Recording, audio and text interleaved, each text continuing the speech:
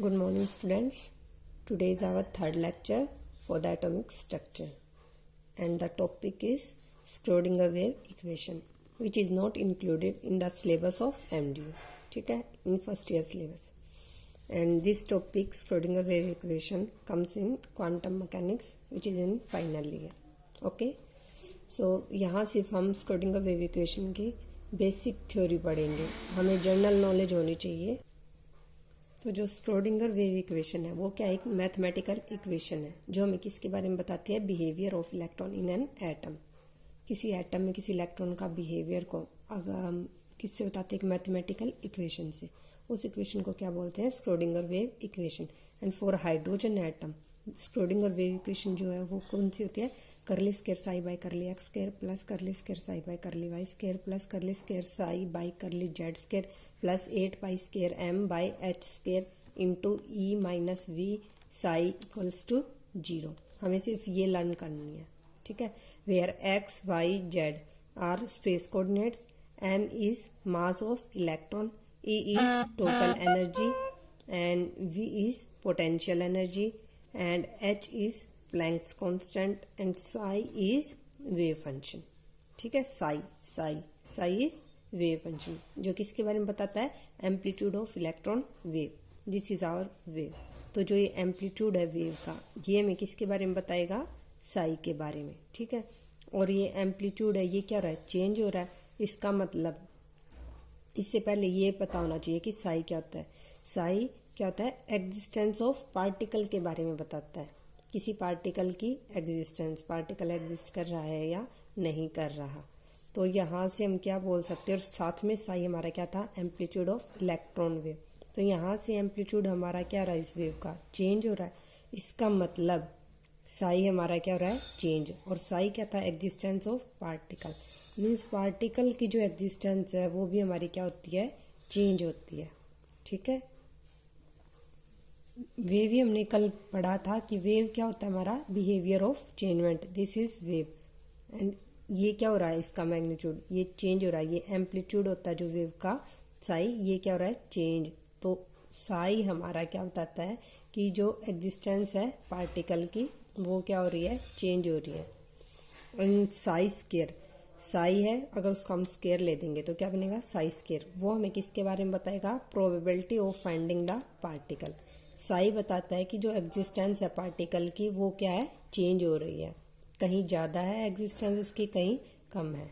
ठीक है, कहीं प्रेजेंट है कहीं नहीं प्रेजेंट. और साई स्केयर क्या बताएगा, प्रोबेबिलिटी, उस पार्टिकल की जो एग्जिस्टेंस है उसकी प्रोबेबिलिटी कितनी है. क्या है, क्लासिकल मैकेनिक्स. क्लासिकल मैकेनिक्स में हम किसको स्टडी करते हैं, मैक्रोस्कोपिक सिस्टम्स को. ठीक है, जो लार्ज साइज के पार्टिकल्स हैं उनको स्टडी करते हैं किसमें, क्लासिकल मैकेनिक्स में. और माइक्रोस्कोपिक सिस्टम के लिए जो प्रॉपर्टीज होती है, कौन सी, पोजीशन है, वेलोसिटी है, एनर्जी है, एंगुलर मोमेंटम, इनको हम इजीली प्रिडिक्ट कर सकते हैं. ठीक है, बट अगर हम बात करें किसके, माइक्रोस्कोपिक सिस्टम के, micro means small particle, very small particle which are not visible by our naked eye. ठीक है, तो माइक्रोस्कोपिक सिस्टम जो है उसके पार्टिकल्स क्या होते हैं, टू मच स्मॉल, बहुत ज़्यादा छोटे होते हैं. तो उनकी प्रॉपर्टीज को प्रिडिक्ट करना, कैलकुलेट करना क्या होता है, डिफिकल्ट होता है. कैसे, फॉर एग्जांपल अगर हम पोजीशन की बात करें किसके लिए, माइक्रोस्कोपिक पार्टिकल के लिए. ठीक है, मान लो ये हमने इलेक्ट्रॉन लिया, microscopic particle, here is electron. ये एक बॉक्स है, इसके अंदर क्या हमारा इलेक्ट्रॉन. जैसे हम बोलेंगे कि इलेक्ट्रॉन यहाँ है, ये इसकी पोजीशन है, बताने की कोशिश करेंगे कि at one position is electron, electron is at one position. तो ये यहाँ से एकदम से क्या हो जाएगा, सडनली डिसअपियर हो जाएगा और कहाँ दिखेगा, सेकंड पोजीशन पे. तो जैसे ही हम ये कहेंगे कि इलेक्ट्रॉन कहाँ है, सेकंड पे, वो यहाँ से डिसअपियर हो जाएगा, कहीं थर्ड पोजीशन पे चला जाएगा. ठीक है, तो हम माइक्रोस्कोपिक जो पार्टिकल्स होते हैं उनके लिए इन प्रॉपर्टीज को फाइंड आउट नहीं कर सकते. हमने पोजीशन का एग्जांपल लिया. ठीक है, तो इन माइक्रोस्कोपिक सिस्टम को एक्सप्लेन करने के लिए एक न्यू ब्रांच ऑफ साइंस आई. वो कौन सी थी, क्वांटम मैकेनिक्स. ठीक है, जो किसके ऊपर बेस्ड थी, जो ये हमारी क्वांटम मैकेनिक्स है ये किसके ऊपर बेस्ड है, पूरी की पूरी Schrödinger wave equation and Heisenberg uncertainty principle. और जो स्क्रोडिंगर वेव इक्वेशन थी, हाइड्रोजन एटम के लिए, वो हमने भी पीछे पढ़ी है, क्या थी, curly square psi by curly x square curly square psi by curly y square plus curly square psi by curly z square plus 8 pi square m by h square into E minus V psi equals to 0, where psi क्या था, wave function, जो किसको बता रहा था, amplitude of wave को। ठीक है, ये हमारी क्या है, वेव है। ठीक है, और ये जो एम्पलीट्यूड है ये क्या हमारा साई। अब ये साई की वैल्यू क्या हो रही है, चेंज हो रही है, और साथ में मैंने बताया था साई किसको बताता है, एग्जिस्टेंस ऑफ पार्टिकल। अब साई क्या, एम्पलीट्यूड जो साई का मैग्नीट्यूड होगा वो क्या हो रहा है, यहाँ पे चेंज हो रहा है, तो इसका मतलब एग्जिस्टेंस है पार्टिकल की, वो क्या आ रही है, वेविंग है। वेविंग का मतलब क्या है, चेंजिंग है। ठीक है, और वेव फंक्शन है उसको हम यहाँ पे रिप्रेजेंट करते हैं साई से, साई। ठीक है, और साई का अगर हम स्केयर ले ले, साई स्केयर, तो वो हमें किसके बारे में बताता है, कंप्लीट प्रोबेबिलिटी ऑफ पार्टिकल। यहाँ तक आया। अब नेक्स्ट चलते हैं इधर आप, क्वांटम मैकेनिक्स। तो क्वांटम मैकेनिक्स जो किसको एक्सप्लेन करने के लिए राइज हुई थी, माइक्रोस्कोपिक पार्टिकल, जिसको कौन एक्सप्लेन नहीं कर पाई थी, क्लासिकल मैकेनिक्स। तो क्वांटम मैकेनिक्स में क्या होता है कि हम किसी भी माइक्रो पार्टिकल की एग्जैक्ट पोजीशन को प्रिडिक्ट नहीं कर सकते। अभी मैंने ऊपर बताया था कि जैसे ही हम बताएंगे कि इलेक्ट्रॉन किस पे है, 1 पोजीशन पे, तो वो यहाँ से एकदम से क्या हो जाएगा, सडनली डिसअपियर, और कहाँ विजिबल होगा, 2nd पोजीशन। जैसे ही कहेंगे कि इलेक्ट्रॉन कहाँ है, 2nd पोजीशन से, यहाँ से डिसअपियर हो जाएगा, किसी 3rd पोजीशन पे विजिबल होगा। ठीक है, मीन्स एग्जैक्ट पोजीशन को हम माइक्रो पार्टिकल के लिए एग्जैक्ट पोजीशन को प्रिडिक्ट नहीं कर सकते। ये किसके अकॉर्डिंग है, क्वांटम के अकॉर्डिंग। सेकेंड थिंग क्या है कि जो एक पार्टिकल होता है क्वांटम मैकेनिक्स में, वो सेम टाइम पे कहाँ प्रेजेंट हो सकता है, डिफरेंट प्लेसेस पे। एक सिंगल पार्टिकल सेम टाइम पे डिफरेंट प्लेसेस पे प्रेजेंट हो सकता है। ये किसने बताया, क्वांटम मैकेनिक्स में। फॉर एग्जाम्पल ले लेते हैं हम यहाँ पे, क्या एग्जाम्पल लिया, मान लो ये हमारे कितने 1 2 3 4 5 6 डोर्स हैं, और ये कोई भी पी पर्सन है, इसे यहाँ से इस एक डोर को क्रॉस करना है। तो क्लासिकल मैकेनिक्स में तो क्या होगा कि ये एक टाइम पे कहाँ प्रेजेंट होगा, एक जगह। इस डोर को मान लो ये क्या कर जाएगा, क्रॉस कर जाएगा। बट अगर हम इसी पार्टिकल की, इसी पर्सन की बात करें किसमें, क्वांटम मैकेनिक्स में, तो क्वांटम मैकेनिक्स में ये एक टाइम पे एक से ज्यादा जगह क्या होता है, प्रेजेंट होता है। तो ये सेम टाइम पे इस वाले दरवाजे से भी क्रॉस करेगा, इस डोर से भी क्रॉस करेगा, इस वाले से भी, इससे भी, इससे भी और इससे भी। मीन्स क्वांटम मैकेनिक्स ने क्या बताया था, मल्टी एग्जिस्टेंस होती है किसी भी पार्टिकल्स की। ठीक है, एग्जैक्ट पोजीशन को हम डिफाइन नहीं कर सकते। वो क्या होता है, एक पार्टिकल सेम टाइम पे डिफरेंट प्लेसेस पे प्रेजेंट हो सकता है। This is for example. ठीक है, नेक्स्ट चलते हैं। नेक्स्ट इज जब हमने स्क्रोडिंगर वेव इक्वेशन को सोल्व किया। ठीक है, हाइड्रोजन एटम के लिए क्या थी, स्क्रोडिंगर वेव इक्वेशन। जब इसे हमने सोल्व किया तो 3 क्वांटम नंबर, 3 नंबर्स, अभी क्वांटम नहीं बोलेंगे, 3 नंबर्स कौन से, N L M, अपने आप ही इसके अंदर इनकॉर्पोरेट हो गए थे टू सोल्व दिस इक्वेशन। जब इस इक्वेशन को सोल्व करते हैं तो हमें क्या मिलती है, एक तो साई का एक्सप्रेशन मिलता है और एक एनर्जी की वैल्यू। ठीक है, तो इस इक्वेशन को सोल्व करने के लिए, ताकि हमें साई का एक्सप्रेशन मिल जाए और एनर्जी की वैल्यू, तो 3 quantum numbers N L M incorporate हो जाते बाय इटसेल्फ। उन 3 नंबर को N L M को क्या बोला उन्होंने, क्वांटम नंबर्स। ठीक है, 4 क्वांटम नंबर्स होते हैं जो हम आगे स्टडी करेंगे। उनमें से 3 कौन से हैं, कहाँ से आते हैं ये, N L M, principal, azimuthal, magnetic. ये 3 क्वांटम नंबर तो कहाँ से आते हैं, from the solution of Schrodinger wave equation. अब स्क्रोडिंगर वेव इक्वेशन का जब सॉल्यूशन निकाल रहे थे तो आए थे कौन से, N L M। ठीक है, और 4th क्वांटम नंबर होता है हमारा स्पिन क्वांटम नंबर, जो कहाँ से आया था, स्पिन को स्पेसिफाई करने के लिए आया था। किसने दिया था, पॉली एक्सक्लूजन प्रिंसिपल ने। ठीक है, ये आगे करेंगे अभी। यहाँ तो स्क्रोडिंगर वेव इक्वेशन को सोल्व करने से हमें क्या मिला, साई। साई से क्या निकाल सकते हैं, साई स्केयर। और साई स्केयर हमारा क्या होता है, probability density of finding the electron. अभी ऊपर बताया था कि साई स्केयर क्या बताता है, कंप्लीट प्रोबेबिलिटी ऑफ पार्टिकल, कि पार्टिकल के फाइंड आउट करने की प्रोबेबिलिटी कितनी है। एक जैसे मैंने बताया है पार्टिकल की क्या होती है, मल्टी एग्जिस्टेंस, ऐसे प्रेजेंट है। यहाँ पे उसकी प्रोबेबिलिटी कितनी है फाइंड आउट करने की, यहाँ कितनी है, यहाँ कितनी है, तो वो कौन बताएगा, हमारा साई स्केयर। और जो पार्टिकल यहाँ भी है, यहाँ भी है, यहाँ भी है, यहाँ भी है, यहाँ भी है, ये कौन बता रहा है एग्जिस्टेंस को, साई। ठीक है। उसके बाद next topic is orbital. Orbital, तो ऑर्बिटल क्या होता है, ये एक 3 डायमेंशनल पिक्चर होती है, ठीक है, 3 डायमेंशनल मॉडल होता है।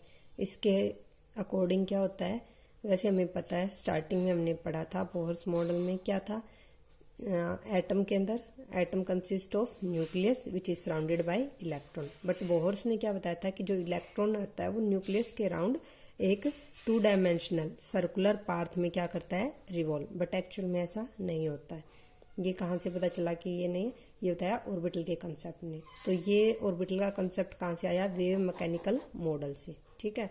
तो वेव मैकेनिकल मॉडल के अकॉर्डिंग क्या होता है ऑर्बिटल, ऑर्बिटल क्या होता है, 3 डायमेंशनल स्पेस होता है अराउंड न्यूक्लियस, न्यूक्लियस के अराउंड एक क्या होता है 3 डायमेंशनल स्पेस, ठीक है, जहाँ पे इलेक्ट्रॉन के फाइंड आउट करने की probability of finding the electron that is Sai square, उसकी वैल्यू क्या होती है, मैक्सिमम, कितनी, 90 to 95%, ठीक है। तो ऑर्बिटल क्या होता है, एक न्यूक्लियस के सराउंडिंग में एक ऐसी बाउंड्री ड्रॉ कर देते हैं जिसके अंदर इलेक्ट्रॉन के फाइंड आउट करने की प्रोबेबिलिटी क्या होती है, मैक्सिमम, कितनी, 90 to 95%। उस पिक्चर को, ठीक है, वो बाउंड्री ड्रॉ करने के बाद जो भी पिक्चर होगी उसे क्या बोलेंगे, ऑर्बिटल। और यहाँ पे जो इलेक्ट्रॉन्स होते हैं वो किस फॉर्म में प्रेजेंट होते हैं, डॉट के, ठीक है। तो डॉट होती है, जो यहाँ पे डॉट है ये किसको बता रही है, इलेक्ट्रॉन क्लाउड को, dot represents the electron cloud. And जो इंटेंसिटी ऑफ डॉट्स है कि कहीं पे डॉट्स ज्यादा इंटेंस है, कहीं पे क्या है, कम इंटेंस है। तो ये जो इंटेंसिटी ऑफ डॉट्स हैं ये मैं किसके बारे में बताती है, relative probability of finding the electron in that particular region. इस पर्टिकुलर रीजन में इलेक्ट्रॉन के फाइंड आउट करने की प्रोबेबिलिटी कितनी है, तो वो कहाँ से पता चलेगी, इन डॉट्स की इंटेंसिटी, जितनी ज्यादा डॉट्स हैं इसका मतलब वहां पे ज्यादा इंटेंसिटी है, किसकी, जहाँ पे ज्यादा डॉट्स हैं मतलब ज्यादा इंटेंसिटी है डॉट्स की, उसका मतलब क्या है कि यहाँ पे इस पर्टिकुलर रीजन में इलेक्ट्रॉन के फाइंड आउट करने की प्रोबेबिलिटी भी क्या है, ज्यादा।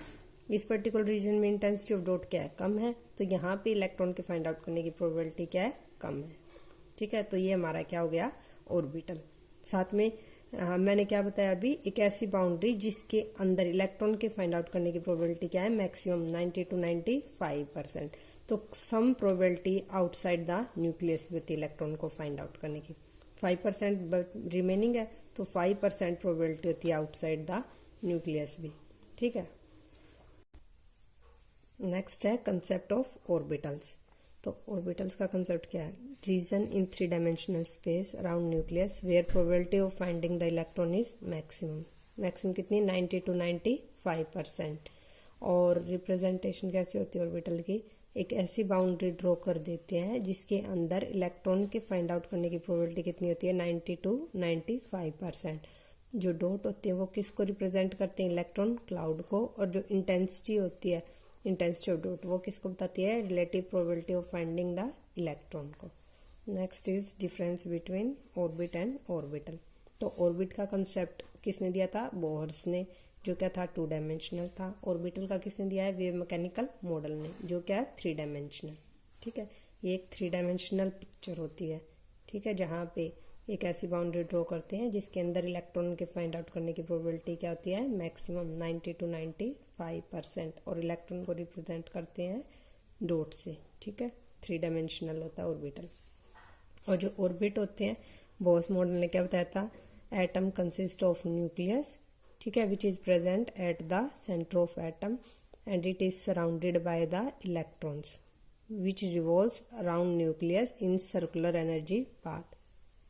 इस टाइप से n इज इक्वल टू 1 था, n equals to 2, n is equal to 3। तो ये हमारे क्या थे, ऑर्बिट्स, जो क्या थे 2 डायमेंशनल सर्कुलर, ठीक है। तो अब डिफरेंस फर्स्ट इज, ऑर्बिट में क्या होता है, well defined circular path around nucleus in which electron revolves. और इसमें क्या होता है, ये होता है 3 dimensional space around nucleus where probability of finding electron is maximum. Second, orbit क्या होता है, प्लेनर मोशन। ऑर्बिटल क्या होता है, 3 डायमेंशनल मोशन होता है इलेक्ट्रॉन का, ठीक है। ऑर्बिट क्या होता है, डेफिनेट पाथ होते हैं इलेक्ट्रॉन के, ठीक है। ऑर्बिट 1 2 3। ऑर्बिटल में क्या होता है, कोई भी डेफिनेट पाथ नहीं होता। इसके अकॉर्डिंग, ऑर्बिटल के according, electron can be anywhere in this region. हमने इलेक्ट्रॉन को डॉट से बताया, और ये डॉट कहीं भी लगा सकते हैं, मतलब electron can be anywhere in this region. और ये किसके अकॉर्डिंग होता है? Uncertainty principle. अनसर्टेनिटी प्रिंसिपल के अकॉर्डिंग क्यों होता है? क्योंकि यहाँ पे हम पोजीशन को डिटरमाइन नहीं कर सकते, वो कहीं भी प्रेजेंट हो सकता है। तो ये किसके अकॉर्डिंग है? Uncertainty principal. Fourth is all orbitals क्या? और ऑल ऑर्बिट ऑल ऑर्बिट क्या होते हैं? सर्कुलर। बट ऑर्बिटल जो होते हैं वो क्या होते हैं? डिफरेंट शेप के होते हैं। जैसे एस क्या होता है? Spherical in shape. पी क्या होता है? डम्बल। डी क्या होता है हमारा? Double dumbbell. ठीक है, ये आप लोगों ने पहले पढ़ा हुआ है 12th में। नेक्स्ट इज ऑर्बिट क्या होते हैं? डायरेक्शनलेस। सर्कुलर है, सर्कुलर क्या होती है? कोई भी डायरेक्शन नहीं होती, उन्हें क्या बोलते हैं? डायरेक्शनलेस। बट यहाँ पे ऑर्बिटल्स की डिफरेंट शेप थी। एस क्या था? स्फेरिकल। स्फेरिकल तो क्या हो जाएगा? डायरेक्शनलेस। बट जो पी बच गया, पी होता है डम्बल शेप का। डी क्या होता है? Double dumbbell. तो ये भी डायरेक्शन है, ये भी डायरेक्शन है, बट एस क्या? Direction less. तो एक्सेप्ट एस ऑल क्या हो जाएंगे? Directional. Next point is number of electron. तो किसी भी ऑर्बिट में जो नंबर ऑफ इलेक्ट्रॉन होते हैं वो किसके इक्वल होते हैं? 2n²। ठीक है, 2n²। एन की वैल्यू 1 फर्स्ट शेल। ठीक है, फर्स्ट ऑर्बिट की बात करें, एन की वैल्यू 1 है तो कितने इलेक्ट्रॉन आएंगे? 2। एन इज इक्वल टू 2 कर दो, सेकेंड ऑर्बिट, तो 2 का स्क्वायर 4 इंटू 2 8। नेक्स्ट में कितने आ जाएंगे? 3 का स्क्वायर 9 इंटू 2 18। तो फर्स्ट ऑर्बिट में 2, सेकेंड ऑर्बिट में 8, फिर 18। बट ऑर्बिटल होता है, जो कोई भी ऑर्बिटल है, एस है, पी है, डी है, एक ऑर्बिटल में सिर्फ कितने इलेक्ट्रॉन आते हैं? Maximum 2 electron. कितने? 2। ऑर्बिटल में not more than 2 electron. Next topic is quantum numbers. Basic तो हमने पीछे देखा था, कहाँ से आते हैं quantum numbers? From the solution of Schrodinger wave equation. 3 quantum numbers. ठीक है, कौन कौन से? NLM, जो कहाँ से आए थे? स्क्रोडिंगर वेव इक्वेशन को, जब हम किसके लिए सोल्व कर रहे थे? हाइड्रोजन एटम के लिए। ठीक है, बट जो फोर्थ क्वांटम नंबर होता है कौन सा? Spin quantum number. इसको रिप्रेजेंट करते हैं एस से। उसकी कहाँ रिक्वायरमेंट पड़ी थी? जब हमने इलेक्ट्रॉन के स्पिन को एक्सप्लेन कर रहे थे, to specify the spin of electron. अब 4 क्वांटम नंबर्स होते हैं हमारे NLMS। NLM कहाँ से आए हैं? From the solution of Schrodinger wave equation. And fourth quantum numbers जो किसने दिया था? बाय पॉली एक्सक्लूजन प्रिंसिपल ने, to explain the spin of electron. Next quantum numbers की डेफिनेशन। तो क्वांटम नंबर्स किसे बोलते हैं? ये क्वांटम नंबर्स किसे बोलेंगे? एक सेट होता है 4 नंबर्स का, which are required to explain the complete address of electron in an atom. किसी भी एटम में, ठीक है, इन एन एटम, किसी भी एटम में इलेक्ट्रॉन का कंप्लीट एड्रेस बताने के लिए 4 नंबर्स की रिक्वायरमेंट होती है। उन 4 नंबर्स को क्या बोला? Quantum numbers. ठीक है, तो कौन कौन से होते हैं? एन होता है principal quantum number, second is l azimuthal quantum number, third is m magnetic quantum number, and fourth is s spin quantum number. तो अब इन सभी को डिस्कस करेंगे 1 बाय 1। तो first is principal quantum number. इसको किससे रिप्रेजेंट करते हैं हम? स्मॉल एन से। ठीक है, तो प्रिंसिपल क्वांटम नंबर डिटरमाइन करता है मेन एनर्जी लेवल। एन से हम क्या बताते हैं? Main energy level which an electron occupies, कि इलेक्ट्रॉन किस मेन एनर्जी लेवल में प्रेजेंट है वो हमें बताएगा प्रिंसिपल क्वांटम नंबर। और जो इसकी वैल्यूज होती हैं एन की, वो क्या होती है? इंटीग्रल वैल्यू होती है स्टार्टिंग फ्रॉम 1। एन की वैल्यू क्या होगी? 1 2 3, मतलब फर्स्ट मेन शेल में इलेक्ट्रॉन, सेकंड मेन शेल में है या इलेक्ट्रॉन थर्ड मेन शेल में, electron can be in fourth main shell and so on. तो क्या होता है? न्यूक्लियस है, उसके सराउंडिंग में क्या होगी? इलेक्ट्रॉन किस में हो सकता है? फर्स्ट मेन शेल में, n is equal to 2, second main shell, n is equal to 3, third main shell. तो इसको हम बोलते हैं प्रिंसिपल क्वांटम नंबर। और हम एक प्रिंसिपल क्वांटम नंबर को और हम क्या बोल सकते हैं? मेन एनर्जी लेवल बोल लें या फिर शेल बोल लें। साथ में ये हमें किसके बारे में बताता है? Average distance of electron from the nucleus. कैसे? अगर एन इज इक्वल टू 1 में है तो वो न्यूक्लियस के क्या है? क्लोज।